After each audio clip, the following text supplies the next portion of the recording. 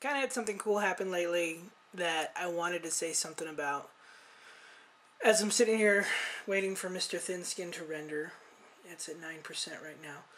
But lately I've had a good relationship with my neighbor, and I'm really excited about that, because if you knew what we had gone through for the past year of being here with our neighbor, and I'm not going to say his name, anything about him, other than we've had a really bad time with this guy for the past year.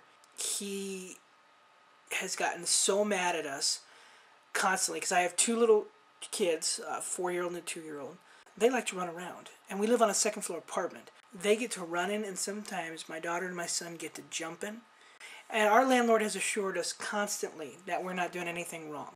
Every so often, he would pound up really hard. And sometimes, like, the whole floor would shake, and it's like the whole place would stop.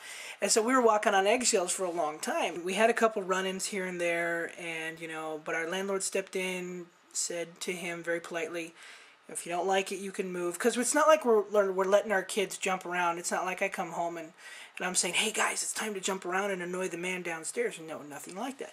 It's just, I have little kids. They get excited. My son, after he gets up from nap, he's rip-roaring and ready to go. And so one time I talked to him, and we were actually having a good conversation this one time, and he said, I don't have a problem with your kids. Your kids are fine. It's you and your wife that I have the problem with, because you guys jump around. And I'm like, and I said very politely, I'm like, sir, we do not jump around.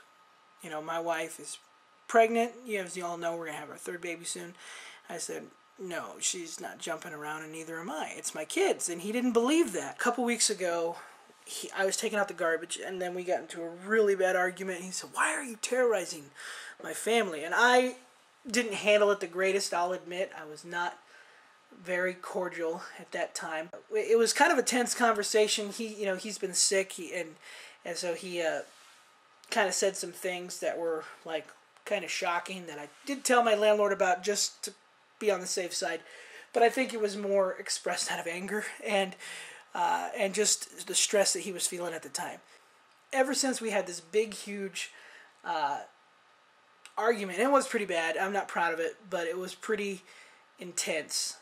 But after that, we settled down, we talked, we shook hands, and suddenly it's like, now it's like tonight I came home, and I saw him outside, and I called out to him like, hey, how are you doing? And he's like, hey, I'm good.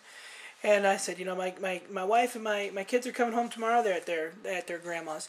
And he's like, oh, good luck with that, And he's really a nice guy now, and I am so thankful for that. But it was pretty tense for a while there, because, I would get so frustrated with him, like, pounding up sometimes. I'll admit, there was a couple times where I just couldn't take it, and I stomped down just to kind of give him the picture, like, hey, if you're going to pound up, we're going to pound down. What you're getting mad about, my kids are doing on accident, but you're disturbing us intentionally. Because, it's something a little bit beyond our control, and I tried to get him to see that. I tried to help him to see that, my wife's pregnant, and I know, I want to give this guy all the peace and quiet that he can, so I try to keep my kids from running and jumping, but again, they are little kids. I'm going out on a limb and saying that it's going to be good now. We'll see. He could start pounding up tomorrow, because my kids are coming home tomorrow, so we'll see. I'll keep you updated, but as of right now, me and the grouchy man downstairs are getting along. And he is a very nice guy. I say that a little tongue-in-cheek. I wouldn't have said that like that a couple of weeks ago. I was pretty upset at the guy. But ever since we came to kind of an understanding with one another, it's been really good. So we've developed a respect for one another. And so maybe that'll open up conversations for other things. And that's exciting to me. So it's a blessing. And so you can work out your problems if you just talk. Okay? If you just communicate. Not with your hands. Not with your fists. Not with swords and nunchucks. Not with guns and bow staffs. But with your words and your heart, actions, and your attitudes. Okay.